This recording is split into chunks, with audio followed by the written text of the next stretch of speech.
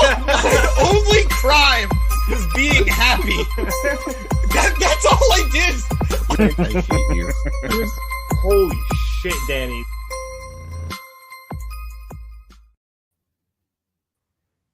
Hello, everybody, and welcome to another edition of the Mark It Down podcast. My name is Nick Cummings, joined tonight by James Jasanti, and yes, we're actually doing a Ring of Honor review. We finally got one done, or at least James got one done with somebody else that's not just him. And we also have producer Erichs Jasanti in the background. And once again, welcome to the Mark It Down podcast. We are here tonight to review Ring of Honor Final Battle. James, I thought this was a very good card. This was actually my first full Ring of Honor pay-per-view, and it delivered. I was very, very happy. There was a lot of great wrestling. There was really only one match that had legitimate stakes, it felt like. All right, two. But, man, from beginning of the night to end of the night, wow, there was some great action. Some truly great wrestling. We got spoiled tonight. Granted, wow, it went long. This was a long show for everybody. I mean, it's 12:33 and we're just getting on.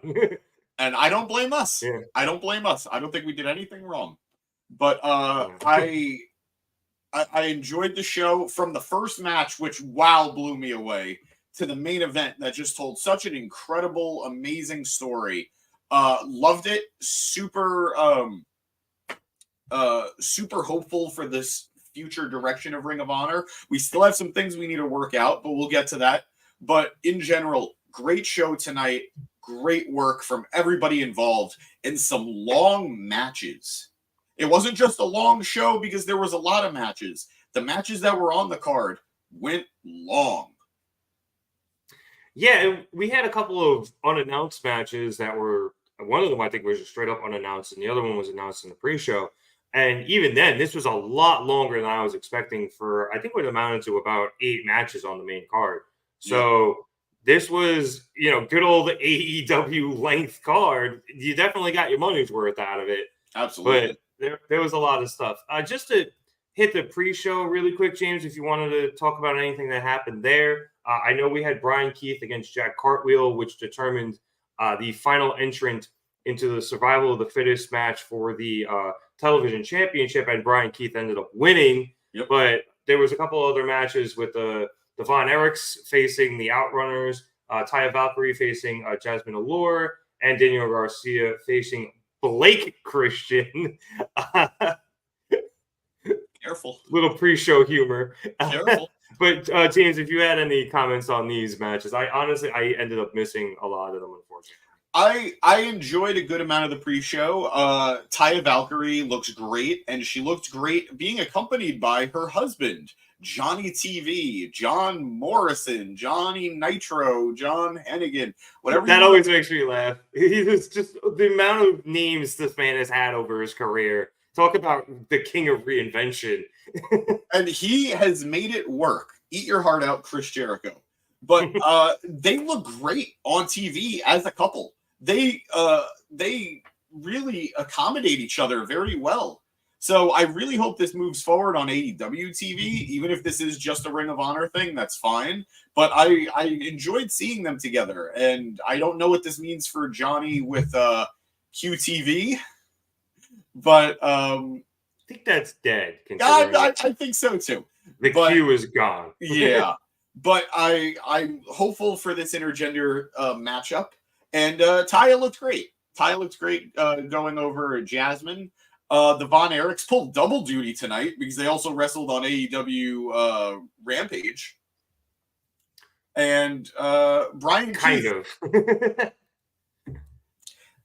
Bryan Keith also, good start, making, I think, his Ring of Honor debut, if I'm not mistaken. So, great showing, and, Daniel Garcia is going to Daniel Garcia, going over Blake Christian. For those of you who are curious why we're making this joke, the Bleacher Report rundown of the show has him listed as Black Christian on part of it. And I said that earlier because I, unfortunately, no offense to him, didn't know who Blake Christian was. I just read it. So I'm sorry, but I'm honestly, this was my first exposure to Brian Keith, and the bounty. It ended up coming later in the show with the 6-man, but the bounty hunter is such a cool gimmick. All right, I'm going to tell you something, and you're going to make fun of me. Okay, producer boy is actually going to make fun of me. I'm super grateful he's not here. I always had it in my head that if I was ever going to be a professional wrestler, that was going to be my gimmick. Like Cad Bane, or producer boy jumped in. Oh no! Oh, I thought he was going to call. I got nervous for a second. More like Craven the Hunter. Okay, that would be cool. That'd be a cool gimmick. Yeah, but hey, alas, my knees will never be able to support me again. So no, thank you. Don't worry, mine can't either. But we did get some DC crossover later in the night with Athena, so that was cool. It was really cool, really unexpected, and really well done. Yeah, but yeah, good pre-show. Not much to talk about. Not Blake Christian. Brian Keith advancing to the survival of the fittest finals was cool, and that's really it. Nothing else to really dive deep into, I think. Cool. All right, so let's head into that awesome first match that you mentioned, which was El Hijo del Vikingo against Black Taurus for the AAA Mega Championship. James, I literally told you this match was happening live on Wednesday during our Dynamite review, and I'm pretty sure you came on air. So wouldn't be the first time, won't be the last. But and quite frankly, I think this match delivered. These guys, I only have a limited experience with Taurus. Every time I duck in for Gym Pact, I end up seeing him and falling in love with him and then not watching Impact again. That's fair. That's fair. Him versus Vikingo was amazing. Both of these guys always pull out moves I have never seen before or didn't think could possibly exist. And despite the fact that the announcers couldn't pronounce Taurus right, it's Taurus. He's not a constellation or Pokemon. Like, it's Taurus. But besides that, they're both bulls. They're all bulls, but he's Spanish. It's Taurus. Despite that, this was an amazing match. It was a great opening match, I thought. And Vikingo comes away with the dub and retains the AAA Mega Championship. I adored this match. We joked about it. When you told me this match was happening, I freaked out. And this match lived up to the hype. Your head fell into your hands. You were so excited. And I was justified. I was rewarded. My hope and my excitement was rewarded with incredible wrestling. You have these two awesome luchadors who are wrestling very different styles, by the way. Taurus, who's not a huge guy, but wrestled a very anti-air defense against Vikingo. Vikingo was literally bouncing off of this man. He looked like a monster. Vikingo hit like 2 high-flying moves in a row that Taurus, I don't want to say no-sold, but he just gritted and bared it. It was awesome. It was absolutely awesome. And that unbelievable military press from the top rope into the ring. Oh my goodness. Awesome. Oh my goodness, it was so good. And they even commented, Taurus even managed to meet Vikingo head on with the high flying. So it wasn't that he was just wrestling a single style of match. He brought it all to take on Vikingo. And there were times I thought we had a new champion. And that's not a knock on Vikingo either. Vikingo wrestled a great match, a fun match. And he was resilient against the brutal challenger in Taurus. But there were moments I was like, we did it. We've got a new champion. They did it on Ring of Honor TV, but we didn't get there. And look at this power bomb. Jesus Christ. That wasn't even a power bomb. It was a power throw. Effortless. Like, he caught him. Taurus has been a guy on my must-see list for a lot of you guys who haven't been checking in on Impact or down in AAA. I'm glad that he's getting some new exposure here. Truth be told, one of my dream matches coming up that I think is possible in the year of 2024 is going to be Black Taurus versus Luchasaurus. I don't care what his name is. It's Luchasaurus. So I've been wanting that match, and we're closer to it now that he's wrestling on a Tony Khan owned show. Jesus, that's very accurate. Yeah. Nicely found, producer boy. So I very much enjoyed this match. I hope Taurus gains some fans. I plan on seeing him live at House of Glory in a couple of weeks, so that's going to be very fun. And I do want to compliment one piece of the match before I let you get to it. I needed to watch it a second time to truly understand what had happened. But Vikingo was running to the outside to hit a dive off the top, off the ropes, but he lost his footing, so he redid it. But when he goes to redo it, he decides to instead do a fake out on Taurus. And then when he hits and after doing the fake out, he hits a separate, different diving move to the outside. When I first watched it, I thought he had messed up again. Is this him also on Winter is Coming Rampage tonight? That's actually hilarious. So I heard this match was incredible, by the way. The 6-man tag of Vikingo, Penta, and Komander versus Top Flight. I've heard people saying this is one of the best 6-man tags they've ever seen. I wouldn't be surprised. That's a lot of really good talent in the ring there. And I just a lot of guys pulling Rick Roots tonight, being on both Ring of Honor and AEW. No matter what, Tony Khan is still, with 2 shows, he's still going to have lower ratings than SmackDown, though. Which is apparently pretty good. So good night for wrestling. Good night for wrestling. Let's not pit everybody against Rampage, each other. Ring of Honor. This is a good night of wrestling. Yeah. I want to see this. Vikingo spiked him. Yeah, he really did. This was the only spot of the match that actually scared me. That one was bad. Obviously, I think it was a destroyer attempt that just didn't hit right. Also, I think Vikingo did a 450 from the outside in, and he absolutely laid an elbow into Tarus's face. Yeah, I saw that. Yeah. I thought Tarus was out cold, and he somehow recovered. It's so the mask. Hopefully it he's offered okay. protection. Well, especially he's got that little bit of a gap there with the nose as well, so it actually probably did help. But excellent match. But what did you think? Taurus invented like 6 new ways to pop up move somebody tonight. I saw a pop up Samoan drop. I didn't know that existed. It was awesome. He killed it.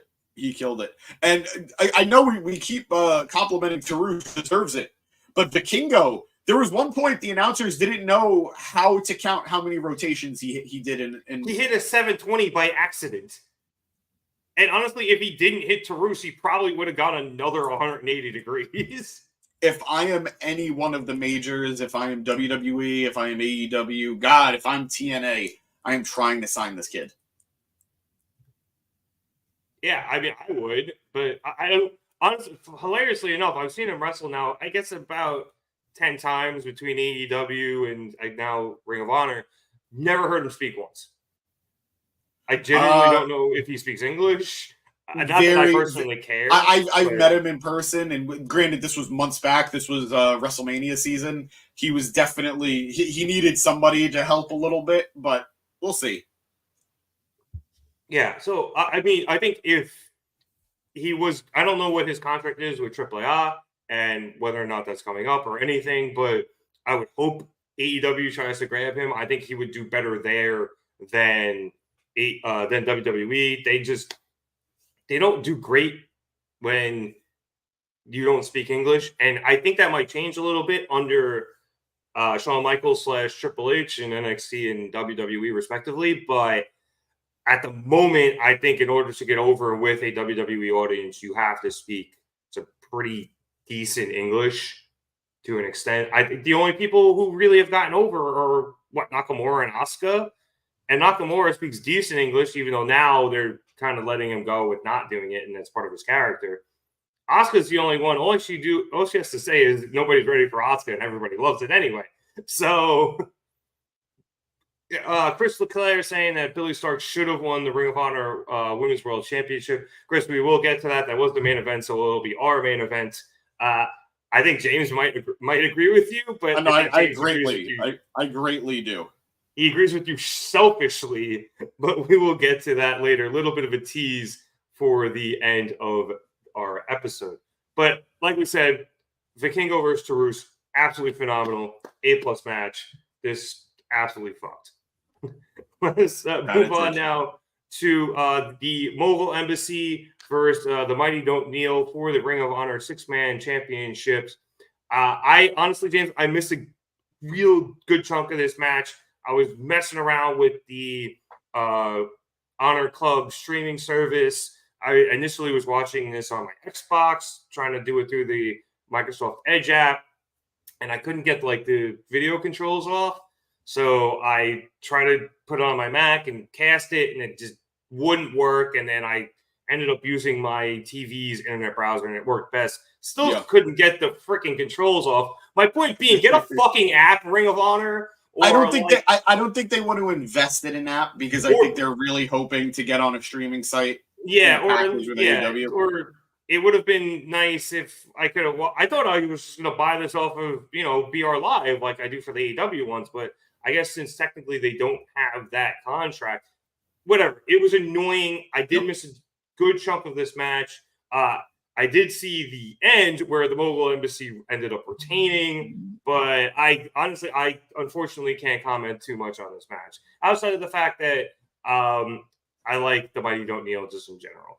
Oh, they are so fun, and they've really grown on me over time too. I think the big takeaway here is that what's his name? Bad Dude Tito. Yes, one of the best names in wrestling right now. Not only the best names, but to me, one of the best up-and-comers. This guy, I want to see how old he is right now. Let me check. He is... I don't know how old he is. It doesn't say. But regardless, he has exploded a little bit this year, being part of TMDK. And wow, he looked like a force in this match. He looked like somebody you do not want to mess with, taking on the majority of the Gates of Agony. And just looking like, oh, man. If nothing against the rest of TMDK. I love Shane Haste, and admittedly, this was my first exposure to Fujita, but they were great. But Tito looks like a guy you build a stable around. And that's saying something, considering TMDK is around Zack Sabre Jr. Yeah. So I'm very excited for the future of Bad Dude Tito. I love this group. Shane Haste looking great. Good old, what was it? Slapjack? Was he Slapjack? I know one of the Mighty Don't Kneel were Slapjack. I remember them also too, just from NXT when they were TM61. Well, Nick wasn't in this match. I know Nick was not. I do find it cool though that after it was this faction resulted as the result of the dissolution of Suzuki Gun, correct? Well, partly. TMDK TMDK was sort of a tag team, and then after Sabre left Suzuki Gun, they brought Sabre in, and he became like the centerpiece of this, and then it got bigger from there.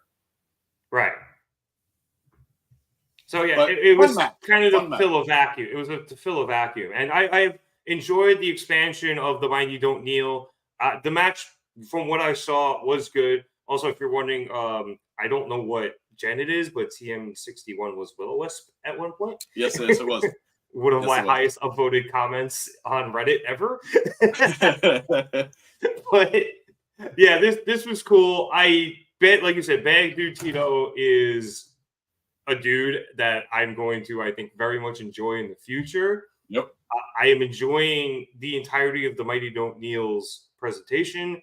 And honestly, I am enjoying the Mogul Embassy's presentation. I know Swerve is doing his thing at the top, and I think having a bunch of heavies behind him who are also champions makes them a really strong faction in both AEW and Ring of Honor. So presumably, as we all think, when Swerve wins the title in the future, the near future, they all have titles. That's going to be a really good-looking faction, just decked out in gold, and Nana dancing off on the side.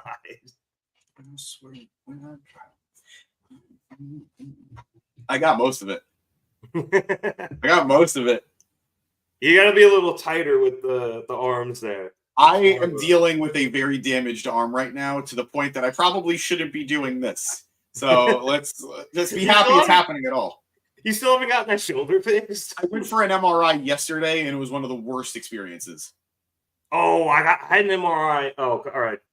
Sidetrack here. We don't go on tangents. Let me get the thing here. I had an MRI when I was a kid on my eyes because when I was seeing double, and it was before my eye surgeries, and I couldn't blink for like minutes at a time because if I blinked, it was going to fuck up the MRI. That sucked. That sounds like hell. That was brutal, and I was in like second grade because I was like 8. They were putting me in the tube, and they have my right arm like pinned down to the machine. And then he's like, well, I don't want your left arm to be hanging out, so let me wrap you in and strap you down. I'm like, do you think that this is the time? Like, do you think I want to be Adrian Brody'd right now and put in a morgue drawer? No, thank you, sir. I'm good. It was terrible. I did fall asleep in the machine, though. See, I've heard people do that. I literally couldn't. Yeah, no, you were screwed. You were screwed. But let's stop traumatizing our viewers. And our listeners. Be healthy. Don't get MRI. Let's move on to the next match because we don't want to traumatize our viewers. Let's go to a night quit match, huh? That sounds about right.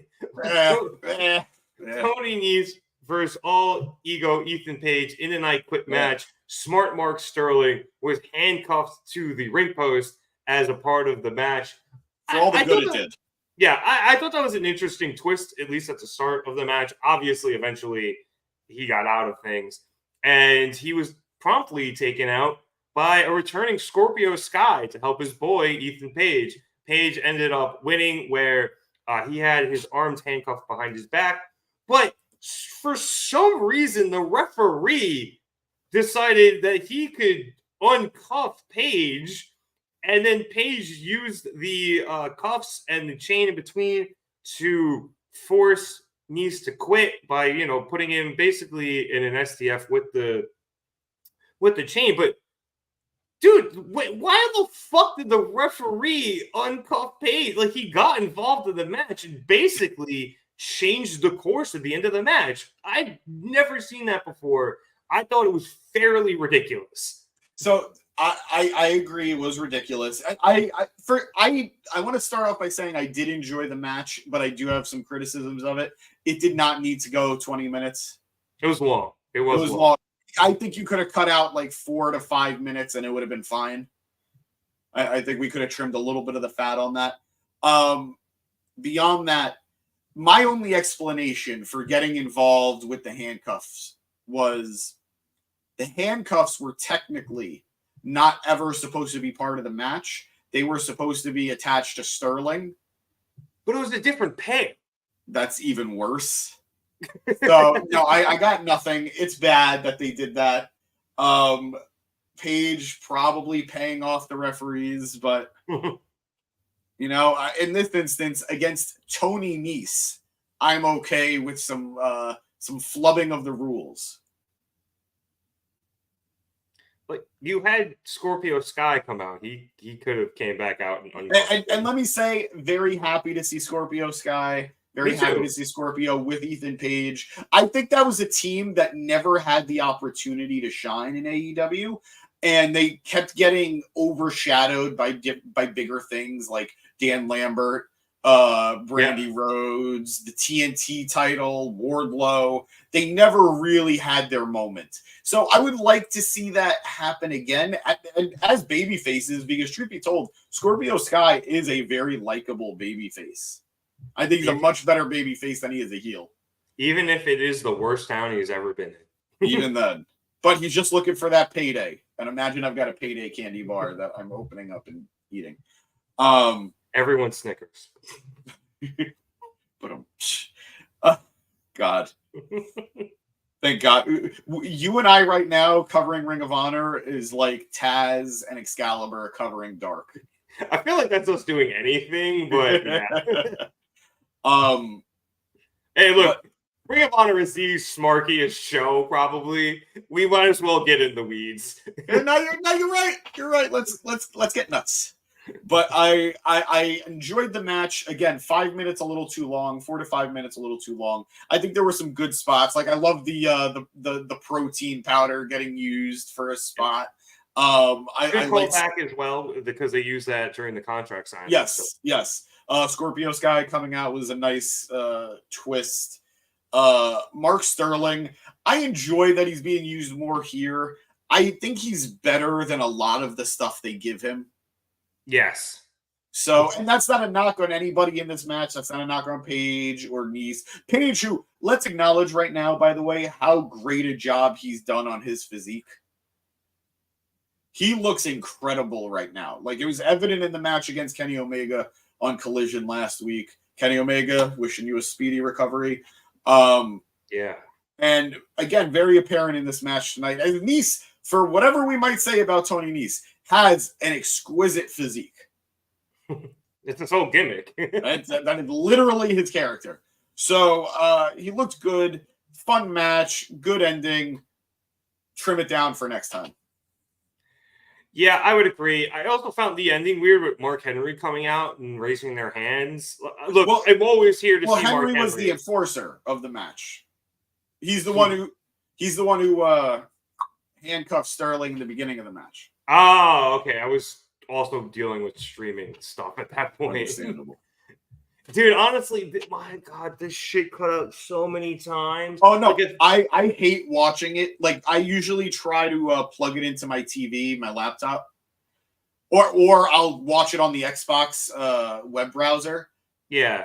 It's rough. It just cuts out. I got to restart it. It's like I lose seconds at a time.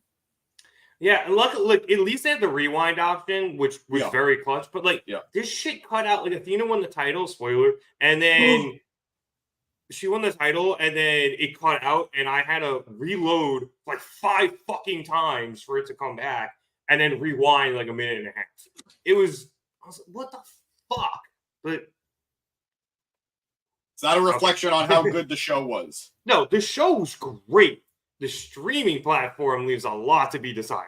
Yes, absolutely. Absolutely. But I think we can move on. Yes, we can. And we will move on to one of those 2 unannounced matches that I mentioned earlier, which was Nyla Rose versus Vert Vixen. This was very quick. Apparently was about a minute. Nyla Rose came out. She looked like the native beast she was and left. Nice to see Nyla Rose. Nice to see the women get a second match on the card. Yeah. But that was about it. That was a case of it happened.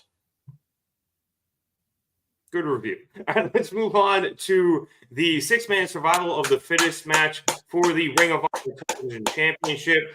This was Dalton Castle versus Lee Johnson versus Lee Moriarty versus Kyle Fletcher versus Komander versus Bryan Keith.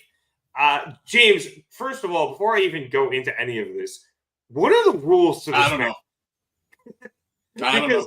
The way it started, I thought it was one-on-one and then people could tag in, like the way they were set up in the corners, which I thought was kind of a cool concept, but it also didn't feel like a straight elimination match, and then it kind of ended up being that because it was just so chaotic. But I appreciate the question. I appreciate the thought. I am choosing to ignore answering it because I don't know. I genuinely don't know. At its core, it is a multi-man elimination match coming down to the final 2. And I think there might be some more bells and whistles that were thrown on it. That was fine. It was swell and dandy. Kyle Fletcher. I don't know what this is. It's just, I think it's a audio thing and celebrating how good the match was. I don't believe that. Tweet, I don't believe that from Eric. The tweet gave it 4 3/4 stars. All right, play it. You feel me? You like, that's that real music, man. Come back home, motherfucker, see how real it is. Man, you say like, damn, man, like, you know, because the world's so big. You feel me? And you like, Cut it out. Yeah, they enjoyed it. I enjoyed it. I thought there was a lot of cool stuff in this match. Dalton Castle was the early star of this match. I am getting sick and tired of Castle not winning things.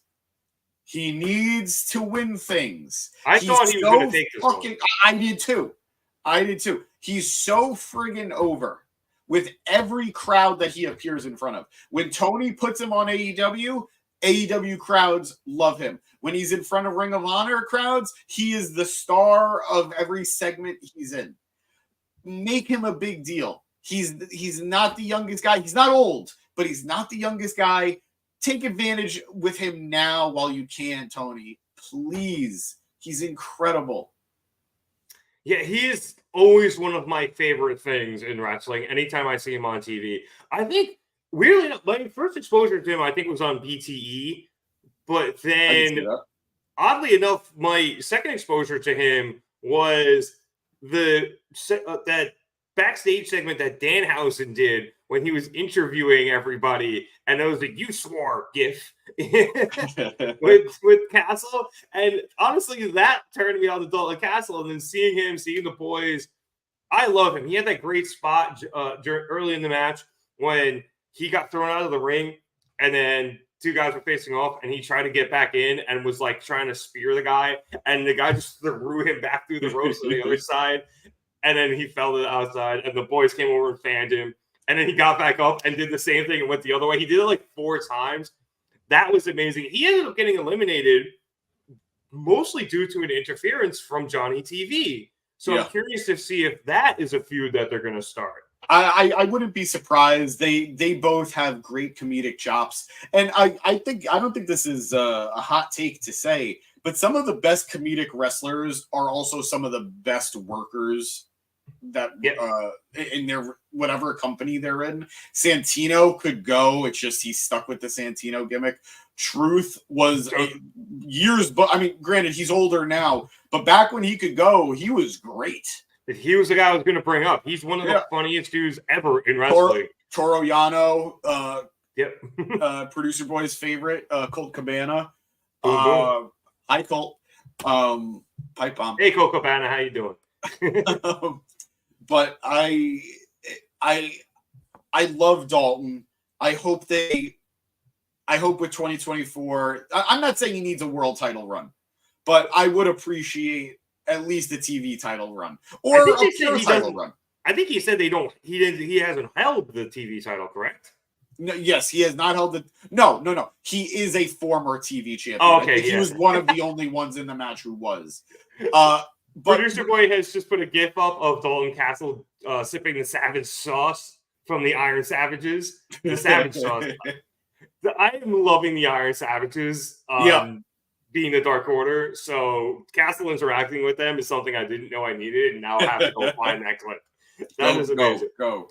But I don't want to just stick with Dalton because the rest of this match was incredible. And I'd say I thought this was a good match before the final two, and then getting to the final two. My God, I needed a cigarette after the match, man. I don't smoke, but I needed something to calm me down. It was incredible wrestling. It was incredible, fast-paced, high-octane action between, just going to tell you who the final two were now, Kyle Fletcher and Komander. These two guys, either one of them winning the title would have felt justified at the end of that match because they delivered. And at one point, I thought Komander had it. So did I. I really did. There were multiple points I thought he had it. But Kyle Fletcher, the first member of the Don Callis family to win gold under the banner. That corny piece of shit. They did make sure to mention the Callis family several times. So this will be acknowledged, God willing, sooner than later, because we haven't really seen much of the Don Callis family. Yeah. And I just want to shout out Chris here. He's very happy Kyle Fletcher won. I am too. I I'm a big Kyle Fletcher fan, and I'm a fan of that tag team in general when they get back together after the injury's over. But I'm so upset that Carney piece of shit has a title in his family now. I really am. That's a very fair thing to be upset about, but it legitimately, with every week, Kyle Fletcher feels more and more like a great investment that is just going to explode at some point. Yeah, and it's nice, not that it's nice, but it's cool that he's getting the singles run right now. Unfortunately, it comes at the expense of his partner, but it proves him as a single star. Yep. I don't know if he has done that, whether it's in New Japan or over in England or whatever, but he's proving it now. He's going to get this title run with the TV Where? title. Wait. Japan or where? Or England. What's the team name? I know they're Aussie Open. I'm sure he wrestled in Australia. Come on. Did he not wrestle in England at all? I don't think to the same level. In Rev Pro? Because I assumed he just went around with Osprey. I assumed he was there. I said what I said. I knew what I said. I knew where. Not all white people come from this. I couldn't even say it. Oi, Mike, I know where the fuck the guy is from, okay? Kyle Fletcher has a title before his girlfriend, Sky Blue. Yeah, no, it's true. It's true. Well, I mean, granted, being the boyfriend of Sky Blue is kind of a title in itself. Didn't know he was dating Sky Blue. Good for them. Yep. Good for both of them. But excellent matchup. Keep saying nice things about it. Shout out Dalton Castle, by the way, before the match, as everyone was doing the entrances. He was yelling at commentary, and Fletcher came out with all the paint on. And he goes, "Is that guy have a virus? He looks diseased." They're like, "I think it's morphine." He goes, "I don't want to touch him." God. To get to the final two, Komander was hitting all the stops. I've criticized Komander in the past that I think he's an incredible athlete, an incredible high flyer, but I'm of the belief that if you've seen one Komander match, you've seen them all. I did not get that vibe tonight. Tonight, he broke out some stuff I didn't see from him before. He did stuff that was obviously I would never be able to do. But beyond that, he just delivered tonight. I am reinvested into Komander. I am heavily rooting for his future again. And Kyle Fletcher as champion, very excited to see this. It's smart booking on Tony's part because it's the same thing with putting the Ring of Honor Pure title on Wheeler Yuta. Or the Ring of Honor tag titles on MJF and Adam Cole. You could put these, unfortunately it's true, these secondary titles on these people.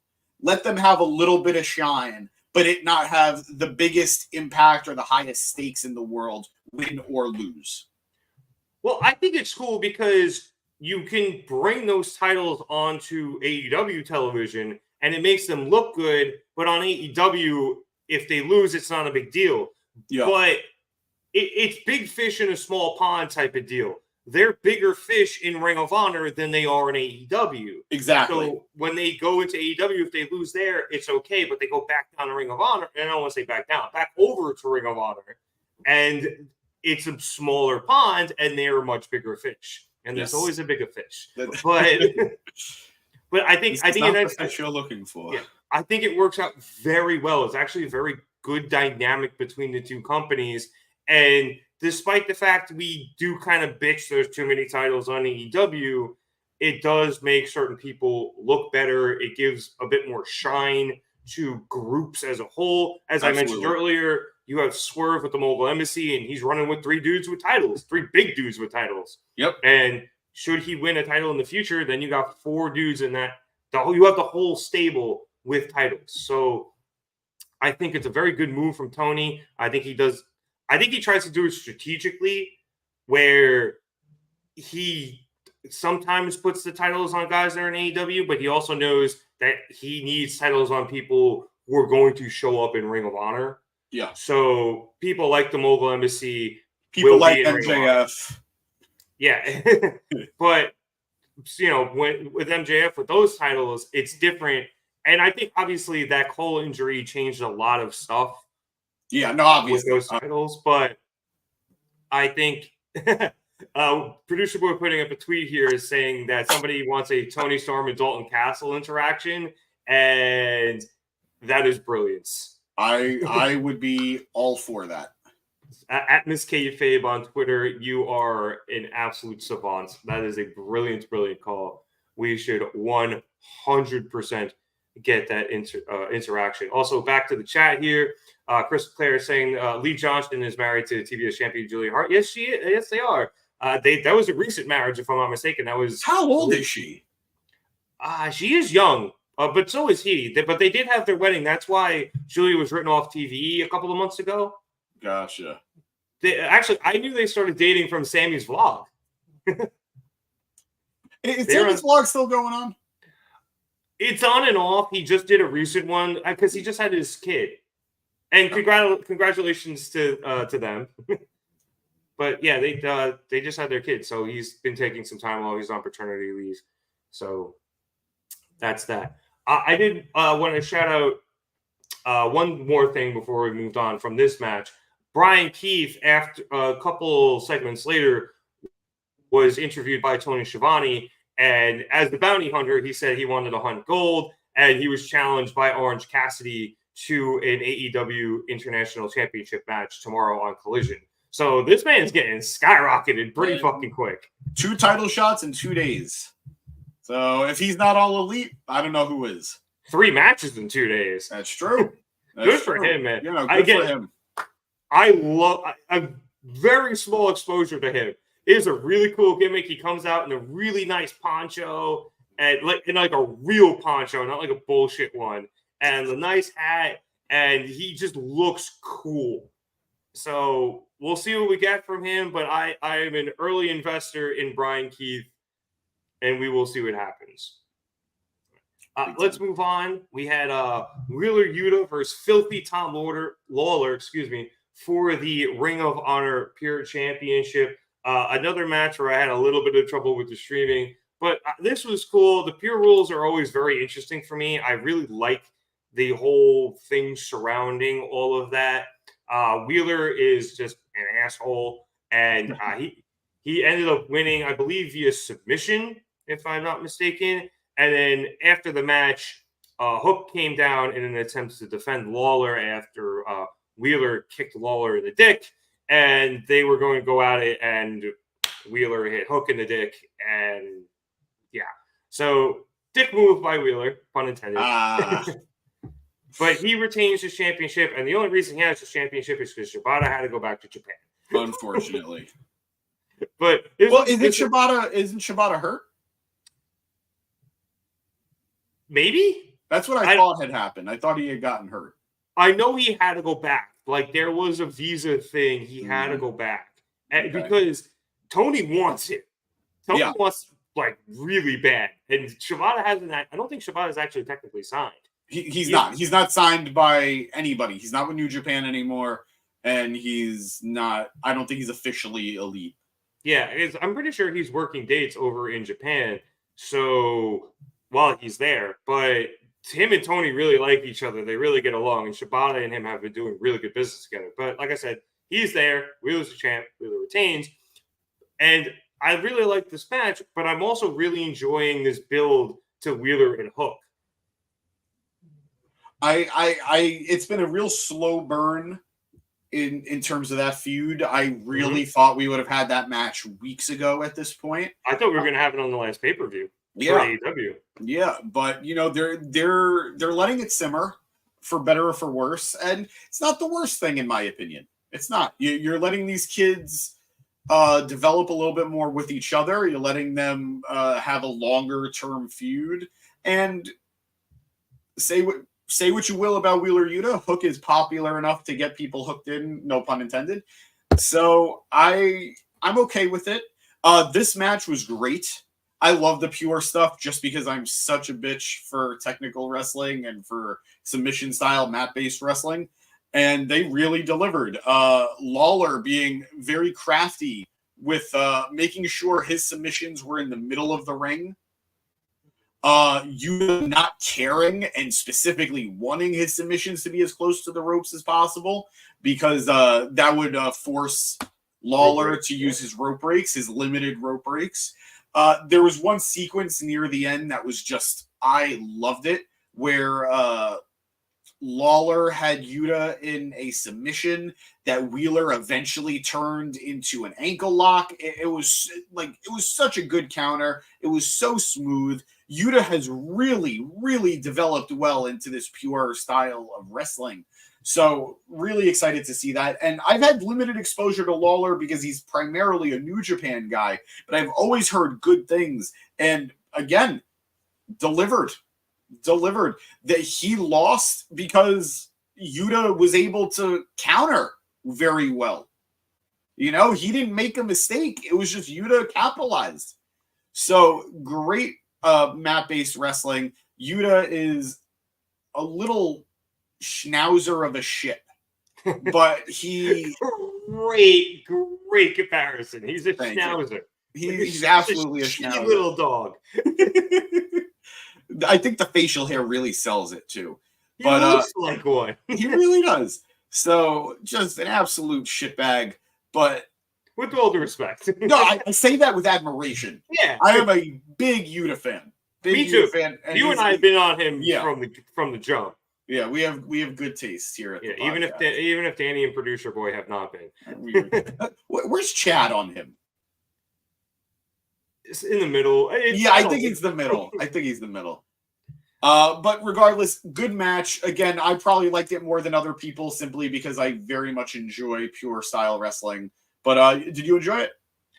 I did. Pure style is definitely not for everybody, admittedly. Yeah. I tend to like it. And I agree with you. I think that Wheeler is very, very suited towards this style. He's one of the best young, pure wrestlers, I think, in the world. And we would be remiss not to mention that even though Wheeler won by submission, Lawler's foot appeared to be on the ropes. Yeah.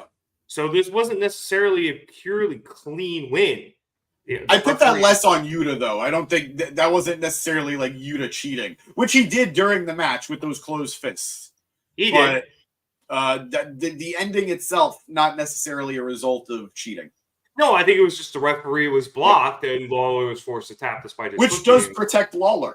Agreed. No, and that's what I'm saying. I think that's a very good way to end this match, especially with the heel like Yuta. Yeah, he wins, but because he's such a little shit, he wins, but he wins in like a little shit type of way. And then he does little shit shenanigans afterwards by just, dick kicking everybody. So I think we ended up with a good match, and we ended up with a solid ending for everybody. And we continue this hook feud, which I'm very much invested in because I think this is, two young men who are futures of this company/companies, these companies.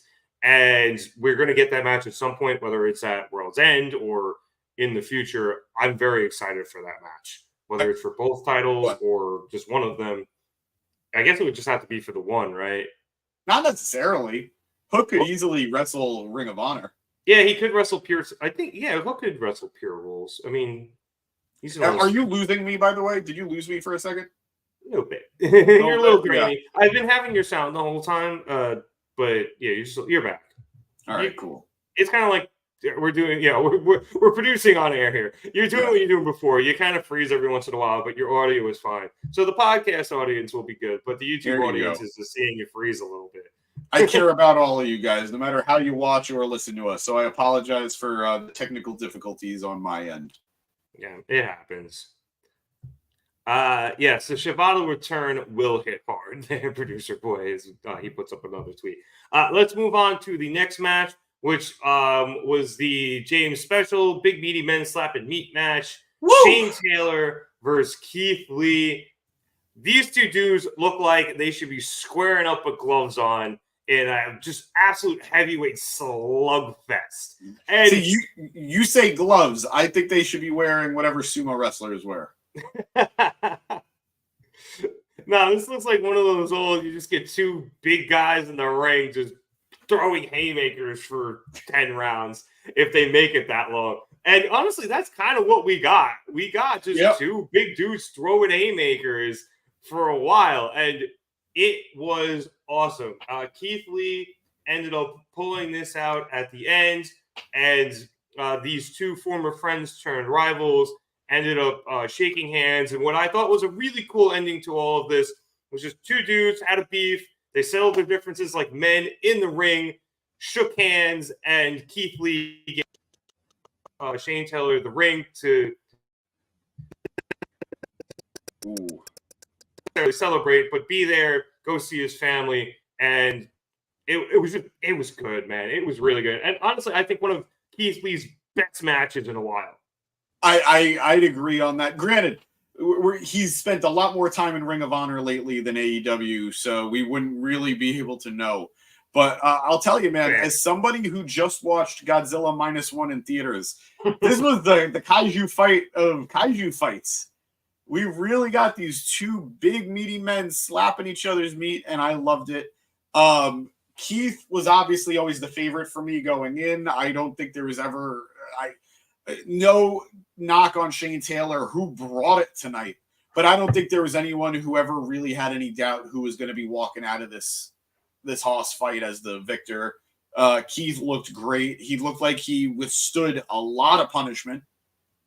And he looked, I don't want to say he looked dominant, but he looked good. He looked tough. So I hope to see more of this Keith moving forward. I hope they bring him back to AEW TV on a more consistent basis. I would very much love that. And Shane Taylor brought a lot of passion to this feud. This feud that's, by all accounts, 7 years in the making, they kept saying, due to their former partnership in the original Ring of Honor. So I hope Shane gets a moment to shine moving past this feud, despite the loss. It was very touching to see him with his kids. His daughter crying at him losing was very sweet. But enjoyable match, great hard-hitting match, and a nice way to inject some different style of wrestling onto this card. Yeah, I have a feeling that Keith Lee has shifted his style a little bit for wrestling. He was always a very big guy who could do very athletic things. And as he's getting older, and obviously there have been a lot of speculation about his health and how that's gone the last few years, I think he's realized he's not that agile, or not as agile as he used to be. And he maybe should be switching up more into that Hoss style of wrestling. And I know that was never really his thing, but he's such a good wrestler. I think if he moves into that style, he can have great matches like this. Obviously, I think going against Taylor was a great, style makes fights type of matchup where they could just try to out-Hoss each other. And like you said, Lee never felt like he was on the back heel throughout the fight. He always, even when Taylor, had the upper hand, it always felt like Lee was still a little bit of a step ahead of him. So yes, very well said. I very much enjoyed this fight, and I hope Keith Lee continues to fight this way, because I think if he does, he'll be able to wrestle a lot longer than if he was attempting to continue to wrestle the way he was when about maybe 10 years ago, not even. Yeah. No, I very great analysis. And I think something we'd all like to see, just because we want more Keith Lee, no matter how we get him. Yeah, so do I. And I miss Keith Lee promos, man. Him just using overly articulate words and being... But I also love the new catchphrase. He is him. I love that. I watch a lot of NBA basketball, and the word "him" is so over fucking used in that league. I am done with that. Fine. I'll stick with limitless. Thank you very much. What about limitless him? Himitless. Dude, how do we not make this? Put it on a fucking t-shirt. I'm just done with the phrase "him." That's a good one. Admittedly, it's a me thing at this point. Right, producer boy, clip this. Hey, Keith Lee, him, limitless, himitless. It's right there. You don't free of charge. You could take it. Just come on the pod. Producer boy in the chat saying there is a shirt. He is him for the devil, so that could get a little complicated. Himitless. I don't care about he is him. Himitless. And apparently, somebody in NXT is calling themselves. Yeah, but here's my thing, producer boy. Yeah, somebody in NXT is calling themselves him. Everybody calls themselves him. There's a fucking thing on ESPN on Monday Night Countdown where they give away a Himmy Award every fucking week for the player who had the best Sunday. Like, everyone's him. Fucking AD the other day during the IST finals was banging his chest after, dropping his 30-second point. I am him. It's like, yeah, I get it. You're him. You're great. Stop. Is the most overused phrase in sports. And it's just making its way to wrestling, and it's just driving me up the fucking wall. I'm sorry. Limitless Keith Lee. It's awesome. Stick with that. Trust me, Keith can find something better than a 3-letter word to do himself good. Himitless. Himitless. Him at you.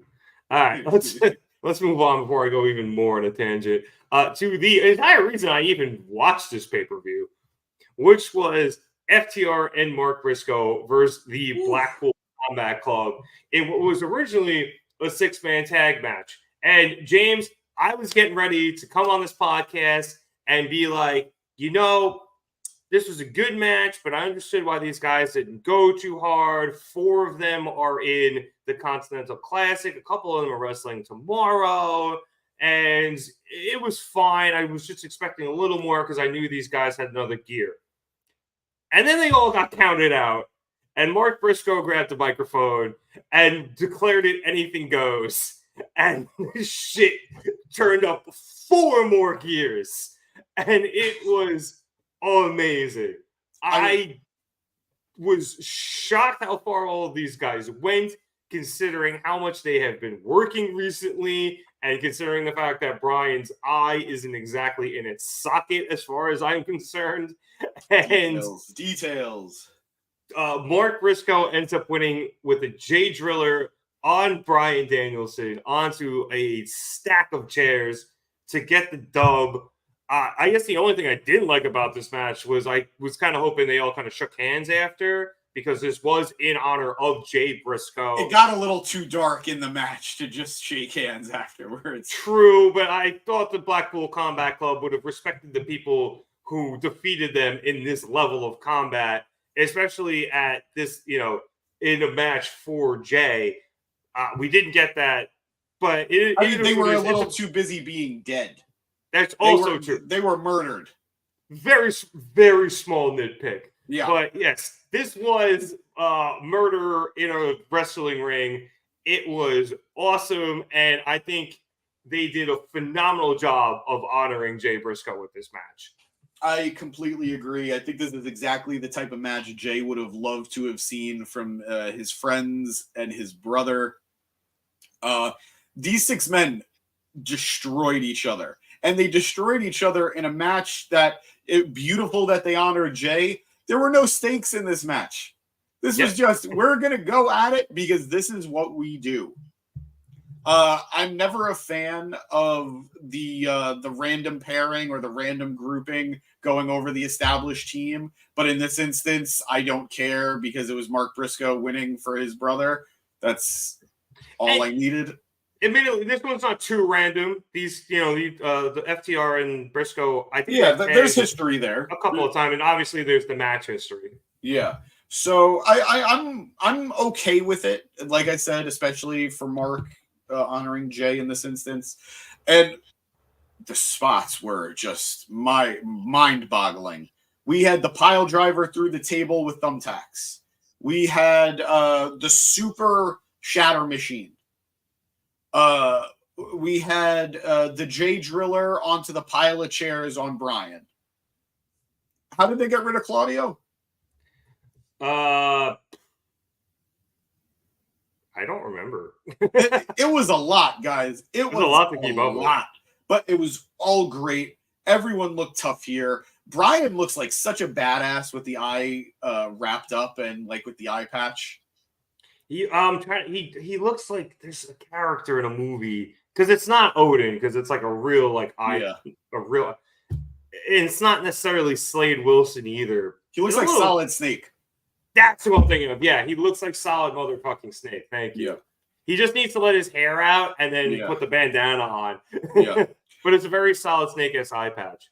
But very enjoyable match. I think this match is going to explain the end of this bracket because Jon Moxley went through hell in this match. And I wouldn't be shocked if Jay White's able to pick the pieces. Three-way tie? Three-way tie, baby. Three-way tie. And Bryan and Claudio, they have to wrestle each other, not tomorrow, but they're going to be the last match of their bracket. That's not tomorrow? No, Bryan's facing Brody King tomorrow. Woof. Yep. That is brutal. I actually think Bryan and Claudio is going to happen on Dynamite. Oh, that would fuck. I mean, it's gonna fuck, but the fact that it's on Dynamite means I'm gonna watch it. So I'm very excited for the ramifications of this match moving forward with the tournament, moving forward for what this means with FTR. Producer Boy put up a funny tweet that they might just randomly reinsert themselves in the title picture. How that Kenny's out of it indefinitely. I think my worst nightmare to come out of this is that am I still here? Yeah, you're good. I'm hearing you. You're a little laggy on the video, but you're still here. Still selling fake doors. I think my worst nightmare to come out of Kenny being injured is Kenny is going to come back and immediately start teaming with Jericho again. They still have the title shot. That would suck. For those of you who don't know, Kenny Omega unfortunately was diagnosed with diverticulitis, which is a bitch. Brock Lesnar had that quite a few years back. He somehow won a UFC match while having it, and it changed Brock forever. So hopefully Kenny, they caught it, I hope, early enough where Kenny is able to quickly overcome it, and hopefully, if he so chooses, gets back into the ring and can return to entertain all of us and do what he loves.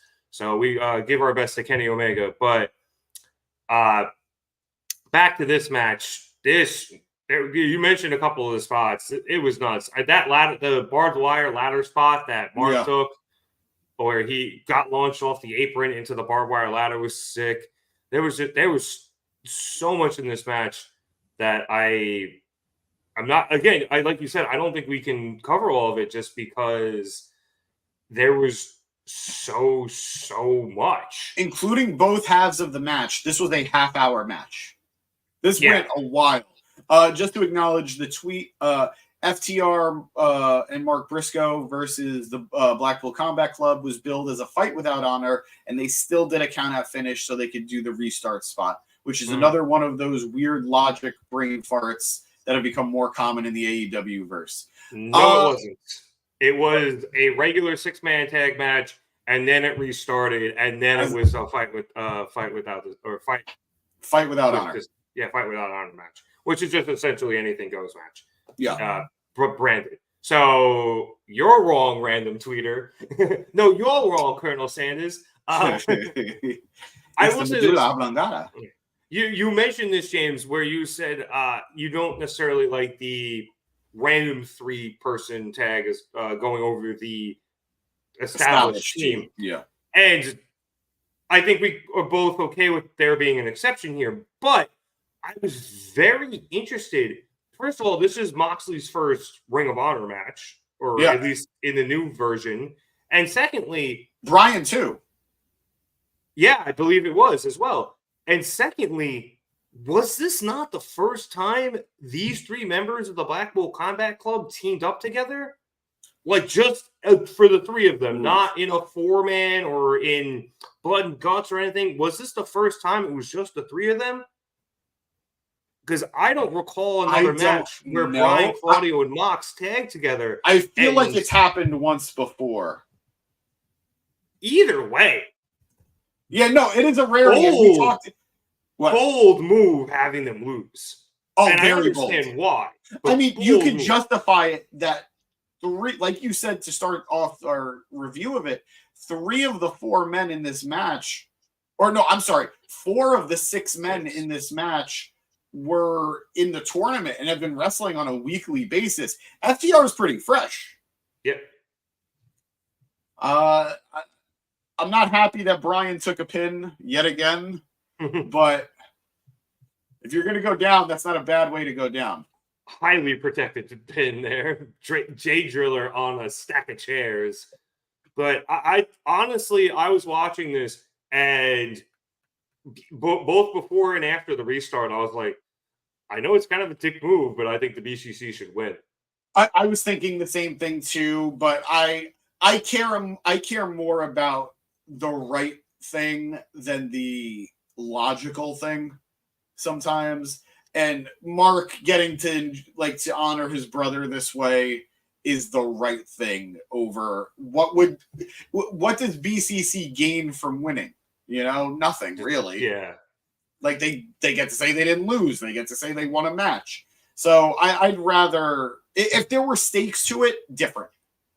If this was for a title shot, if this was for an opportunity for something, that's different. This was just a match. So I'm okay. I'm okay with how it played out. Yeah, I mean, yes, let's acknowledge the this tweet. Was funny. Yeah. Yeah, Producer Boy put up the tweet where the very beginning of the match, a girl in the front row was on her phone, and Dak went over and got in her face, and I believe flipped her off at the end of it here, and it was great. Oh, he didn't flip her off. He just kind of gave her the kind of. Yeah. Yeah. I'm applying a little of Italian on him, but yeah, no. That was funny. I also want to say I get it. Who knows why she was texting? Maybe she's checking in on the babysitter. Maybe she's maybe she's checking in on a sick family member, or work decided to text her or call her. I don't know.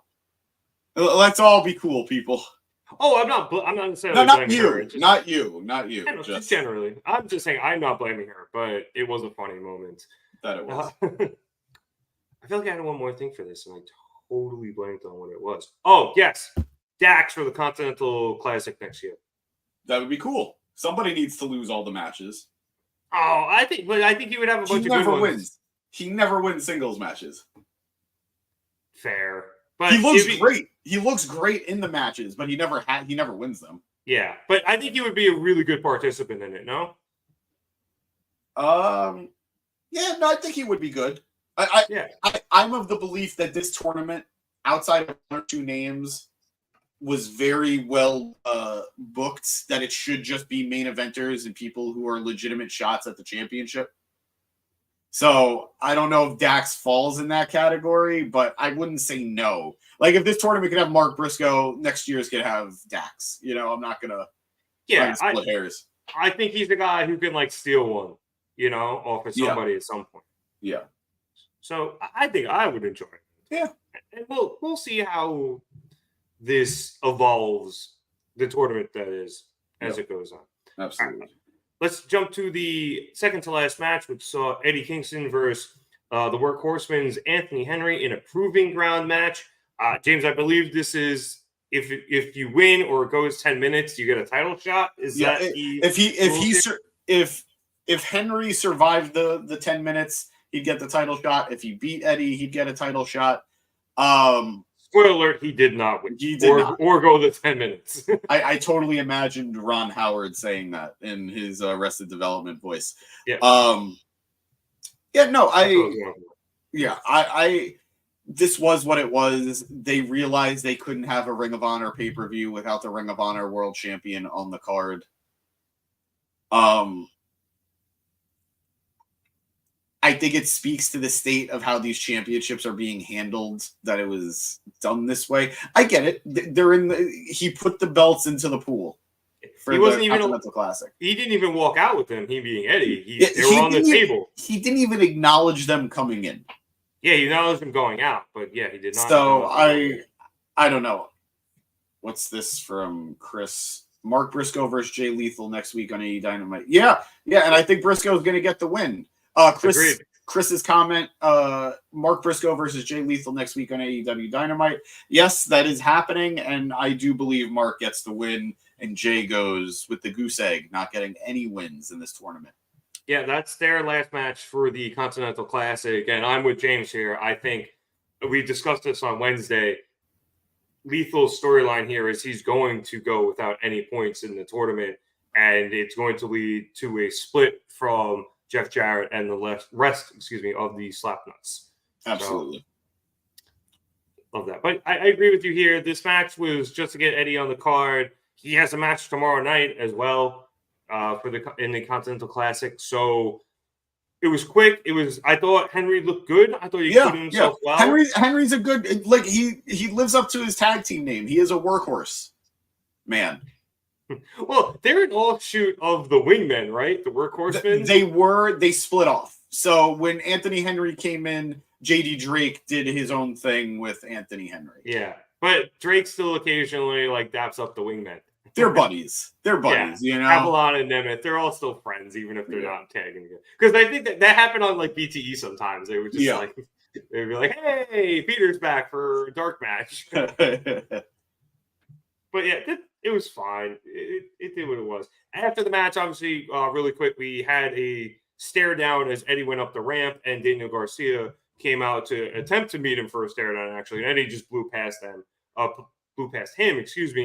They have their match tomorrow in the Continental Classic in Blue League. So important because Eddie Kingston loses and he's out, and Garcia's already out, so he could play spoiler here. Yeah, I still think Eddie's going to reverse sweep and end up winning the whole thing. It's very possible, but we're running out of time. Yeah, I know. I don't know if he's going to win the whole thing, but I at least think he's going to make the final two for Blue League. Yeah. So I hope, honestly, I kind of hope he wins the whole thing. Give Eddie all of the things.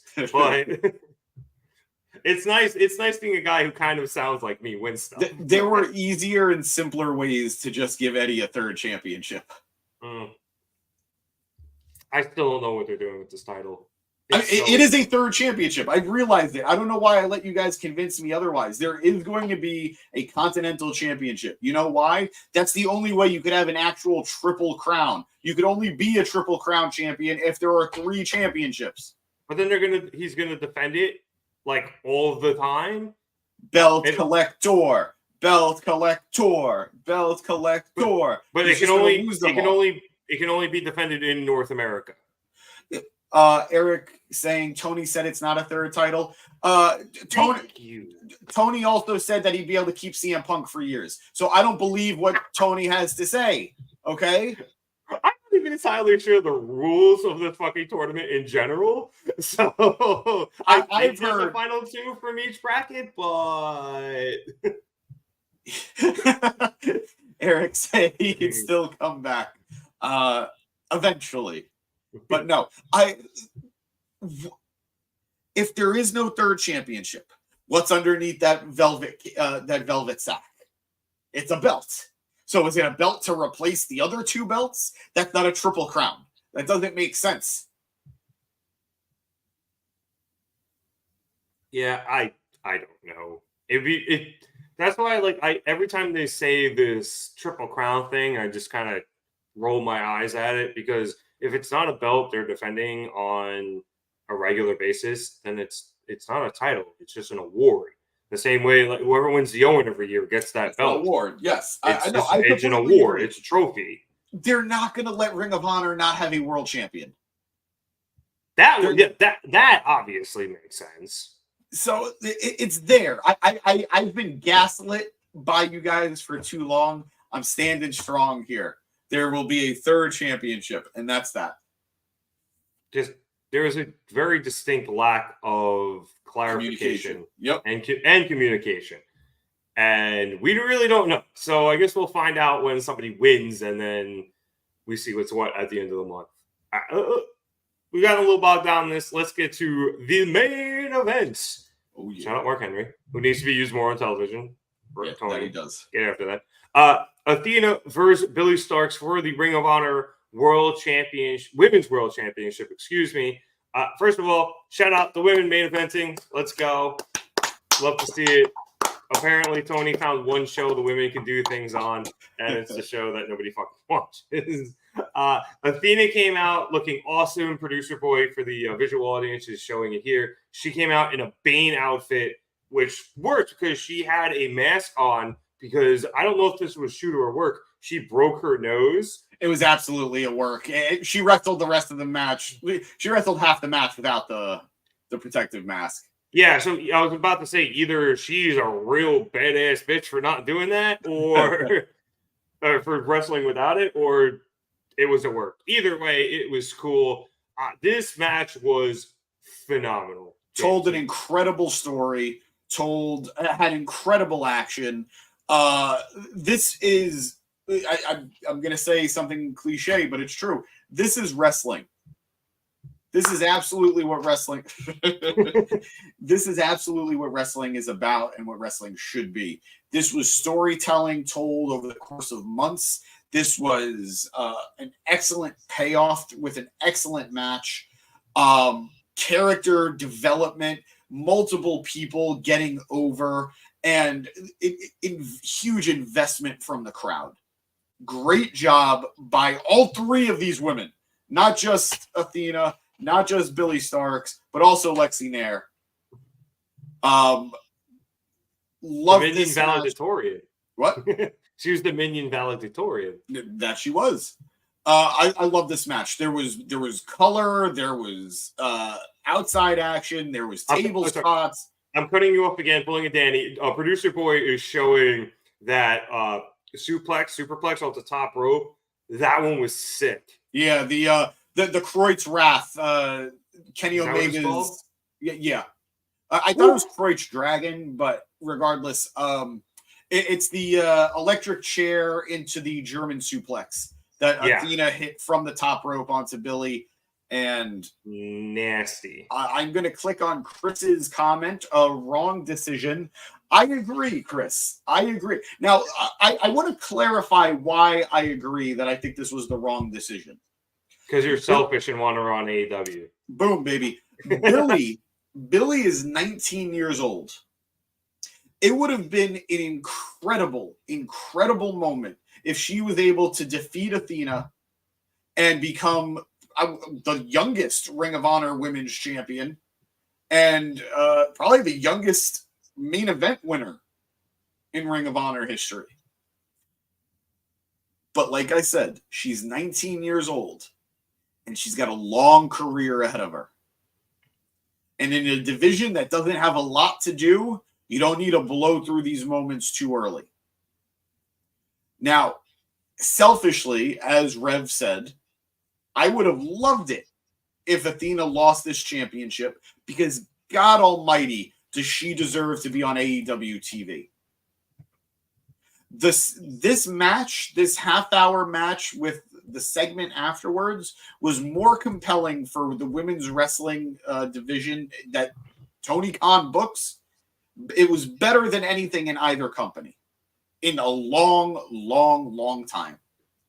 So I would have appreciated if we could have gotten Athena onto the main roster. I really don't want to equate Ring of Honor to NXT, but it kind of is. It's not. It's not. It is. It's not. It is, but it's not. It serves. It's funny. Like it serves as both a developmental area for some of the younger people, but while also serving as a main company. Like it is its own company. It's not like NXT where we all know you get the call up when you go to WWE. This is different. You just move from one show to the other. Granted, it's not as televised or as advertised as AEW, and obviously we compare it a lot to AEW because Tony Khan owns both of them. But I do think it truly serves a very similar role to when it was not owned by Tony Khan. Even honestly, before it was even owned by Sinclair. I feel like the Sinclair shit really fucked up Ring of Honor for a while. It did and it didn't. The Sinclair era of Ring of Honor will be marked by the fact that they invested 99% of the company's well-being behind the Bullet Club and behind the Elite. And when Bullet Club and the Elite left, or when Bullet Club became much less of a presence in Ring of Honor and the Elite left, Ring of Honor's future prospects went with them.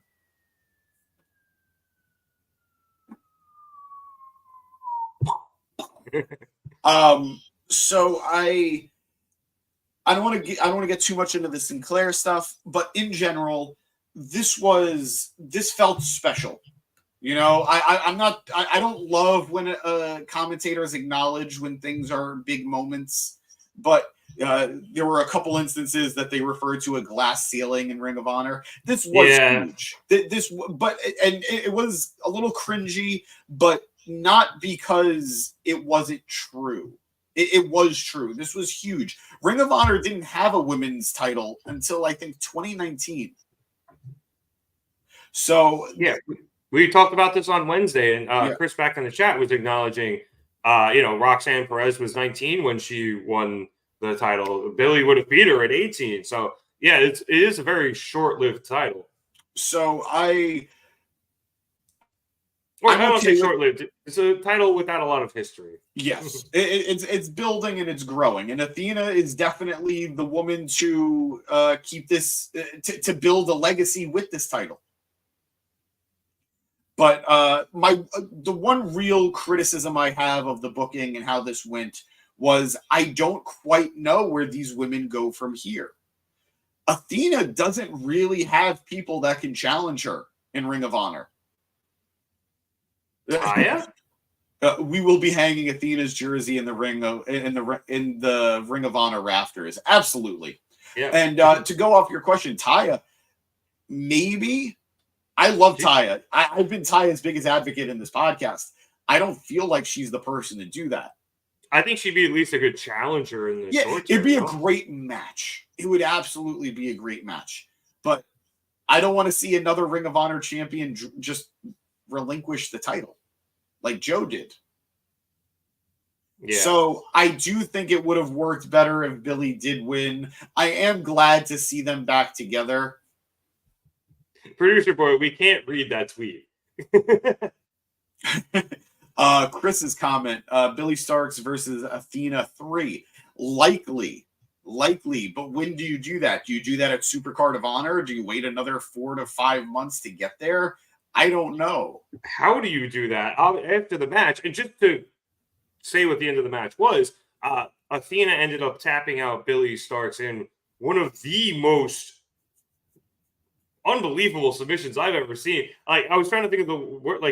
There was no way for her to maneuver out of that. I think she had to verbally submit after a lot of back and forth pin attempts. Both of these women countering and reversing, and it really spoke to their chemistry. It really spoke to how long these women have been working together. That everything felt so fluid and so natural.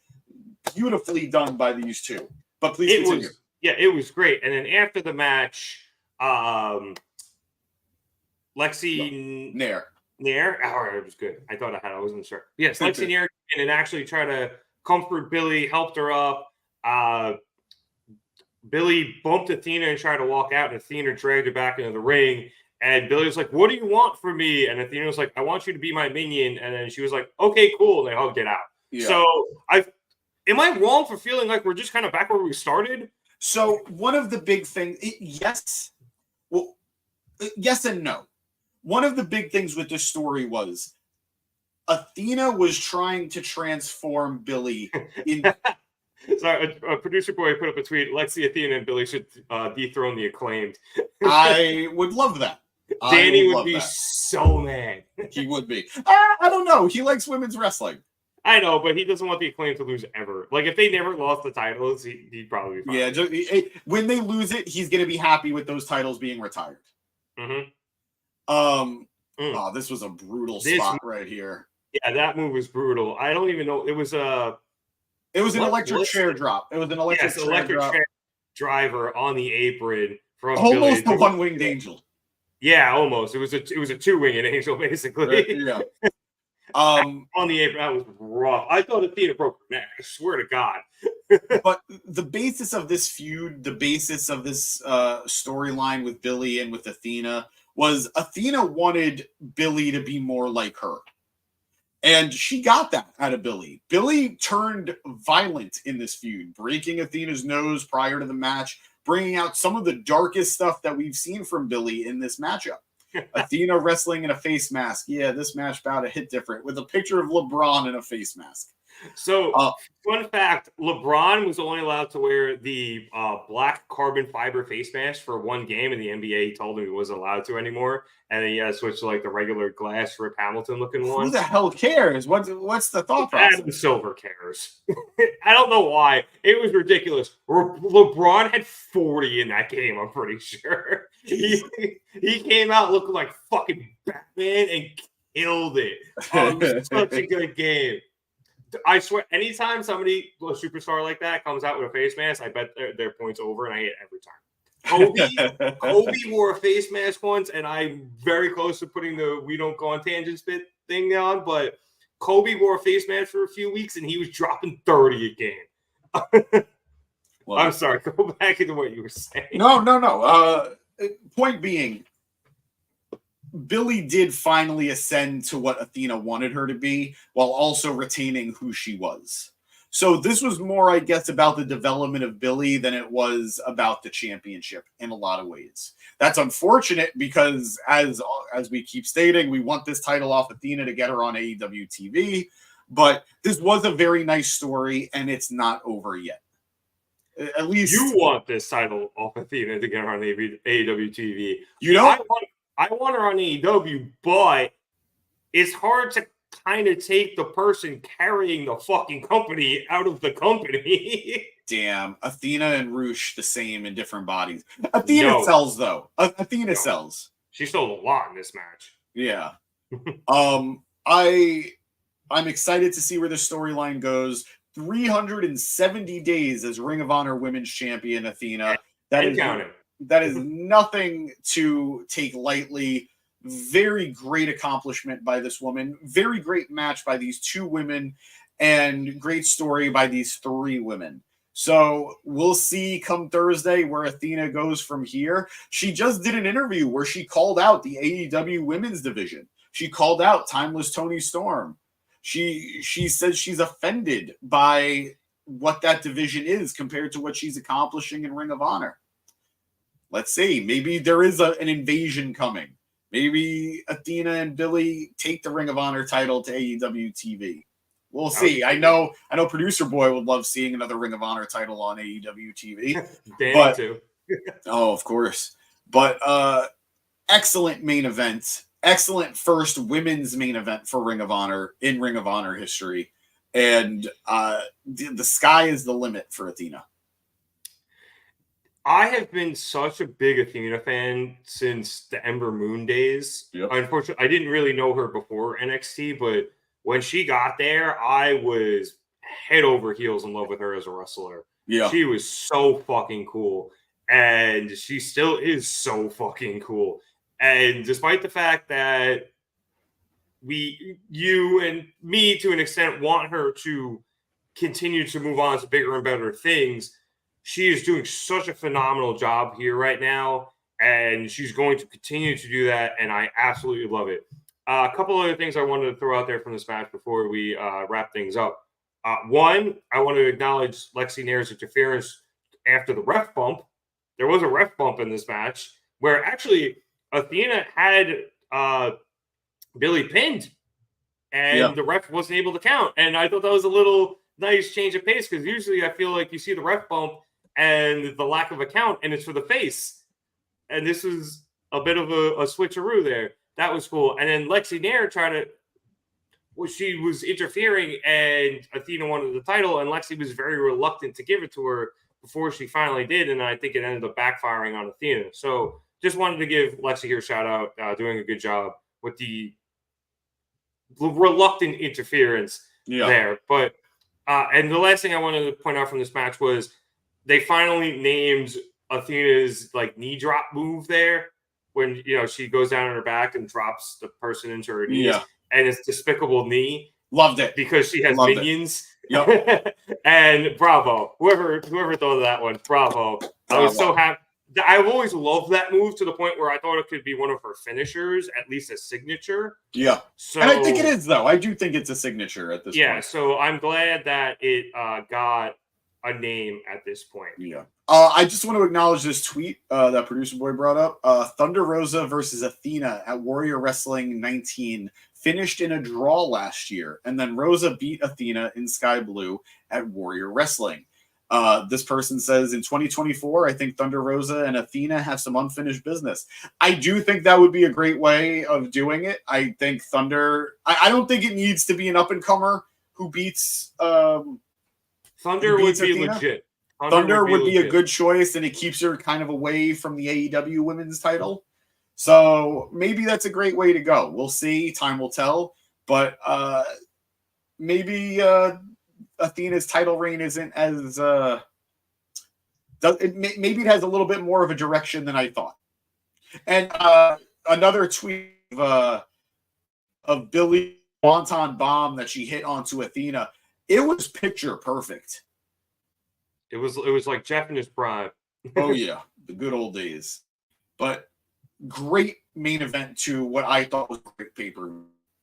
The way that Billie Starkz wrestled tonight, I cannot believe she's 19. I know. She looks like someone who's been wrestling for a decade. Yeah. Or she moves like someone who's been wrestling for a decade. Yeah, and I like the storyline too from the announcers where they were like, Billie's got to not hesitate. She's either got to go for it or she can't. She's got to do one or the other.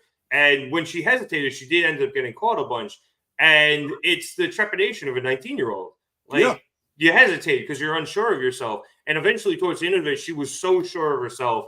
And, yeah, she came up short. But there was a whole newfound confidence from her during this match. Crystal Clare jumping in the chat saying, Athena had a good match against Sky Blue. I'm not shocked. Yeah. Sky has, James has said this multiple times in this podcast, Sky has improved rapidly in Ring of Honor, and I'm sure that's where that matchup took place, if not on the Indies. But I'm not surprised. Athena can have a good match with a lot of women, and Sky has come such a long way that definitely had to be a good match. There's no doubt in my mind it was. Ring of Honor doesn't have bad wrestling. It sometimes has meaningless wrestling, but it never has bad wrestling. Yeah, that's fair. And I think that's one of the hallmarks of Ring of Honor forever. Even if it's just a random matchup, that match's going to be good. Oh, yeah. Who fucking cares? It's going to be a fucking banger. It's Ring of Honor. And that's what I came in tonight thinking, and that's what I got the whole night. On that note, James, that was my overall thoughts of Ring of Honor Final Battle tonight. I came in expecting a lot of good wrestling, despite the streaming lapses, which Tony, figure that shit out. Despite that, this was a great card top to bottom. I had a lot of fun watching it. It was just some fucking good old-fashioned, absolute banger wrestling. Oh, absolutely. The slobber knocker after slobber knocker, taking people to the woodshed, all that good JR goodness. Real big slobber knocker in the middle with Lee and Taylor. Oh, yeah. My big old meaty men. That's a slobber knocker. I love this pay-per-view. I'm glad I took the time to watch it. I highly recommend it. I highly recommend it to anybody who is on the fence. Give it the watch. It's fantastic. Some standout matches with Vikingo versus Black Taurus, not Black Taurus. The Blackpool Combat Club taking on FTR and Mark Briscoe, incredible, and an amazing main event between Athena and Billie Starkz. Not to mention the Survival of the Fittest multi-man match was also a lot of fun. So I gotta watch that back. There was so much going on in that match. I think I missed half of it. I'm sure I did too. But great time to be a Ring of Honor fan. I am going to be sure. I think I'm going to tune in on Thursday to see what we got. But, yeah, good stuff. It's a little unfortunate that Ring of Honor makes it a little difficult to watch their stuff. I understand the paywall. That's not what I'm complaining about. But I meant in terms of the presentation, those episodes are 2.5 hours sometimes. They need a little more structure. I understand that when you don't have to confine yourself to network television, you want to enjoy that freedom. You don't want to cut anything.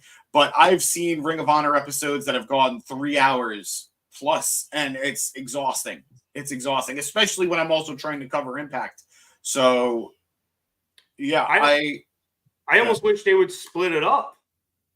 And, you know, if you're going to film 3 hours, give me an hour on Tuesday, an hour on Thursday. And I know, well, maybe Monday, Tuesday, and Thursday, so you're not interfering with the AEW shows. You got, you know, 6 nights of wrestling there out of Tony Khan. I think that would make a lot more sense, and it would make it a little more digestible. Yep. And maybe just put it on YouTube. Maybe you don't need a Honor Club. Yeah, put it on YouTube. Do it the way Impact does. You know, was it $2 a month for Impact or whatever it is? One for the basic. Yeah, and granted, you want to charge a little more money, fine, but a lot, you know, it's a lot easier. It makes it much more accessible to people, and you don't have to fucking deal with trying to stream it off your TV's internet browser. Chris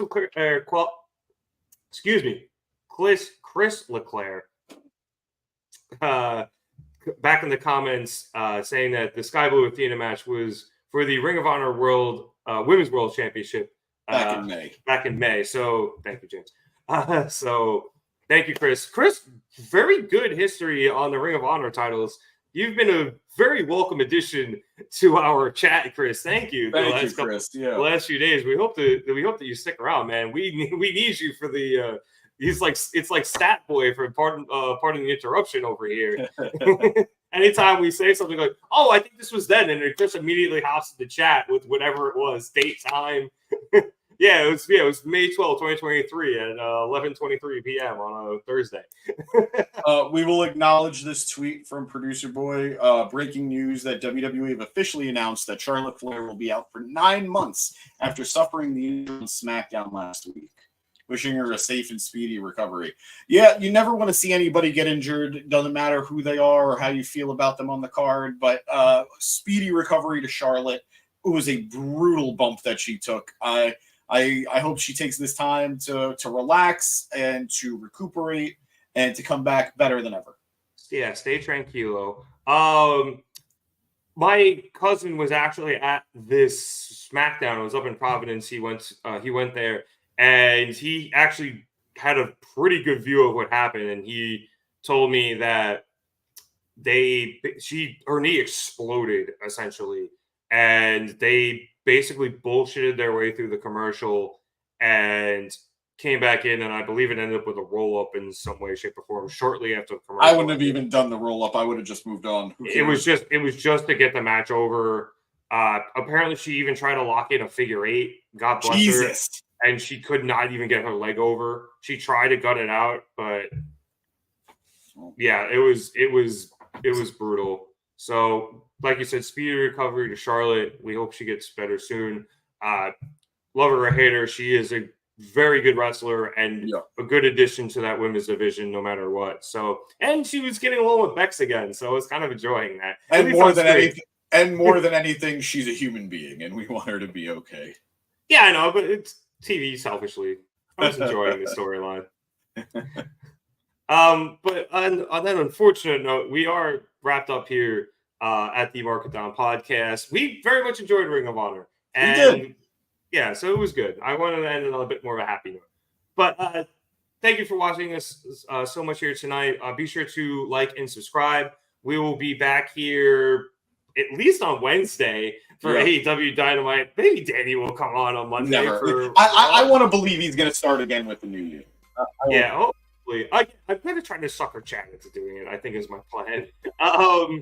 We'll be back here Wednesday for AEW Dynamite. James does Impact Zone on Thursdays.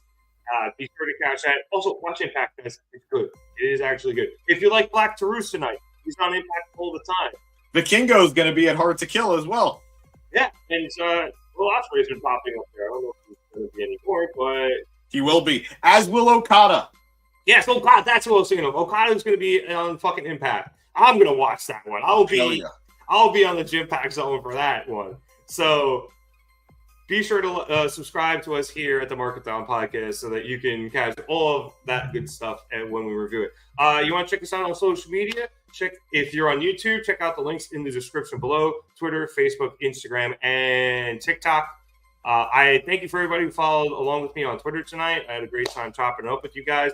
And if you want to chop it up with us at all throughout the week, talk wrestling, You can find us on all those platforms. We are also now on all audio platforms, Spotify, Apple Podcasts, I guess, and Producer Boy, if you got any other audio platforms we're on, let me know. But we're on the major ones.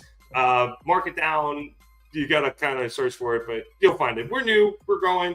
If you could go there, subscribe, leave a comment, rate us 5 stars if you like us. We would really, really appreciate that. We're just getting started over on those platforms, so we would love it if you guys could help us out and help us grow there. And we're setting up our giveaway, our 2 giveaways, our CM Punk giveaway, and our TA rebrand giveaway. Stay tuned.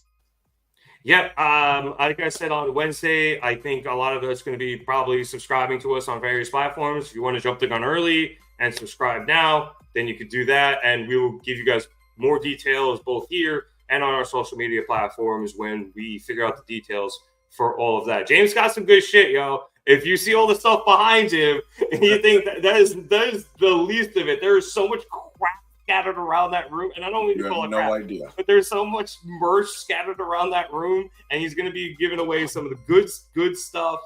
Yep, including that figure right there. So, what was it, James, for the podcast or audience? I didn't even see what it was. It was the CM Punk Supreme. Yes. So, be sure to subscribe, and you get an early jump on the giveaways for that. So for James Casanti and producer boy Eric Casanti in the back, my name is Nick Cummings. Thank you so much for watching us here at the Mark It Down Podcast. Have a good night, everybody, and enjoy your weekend. Killer producer boy.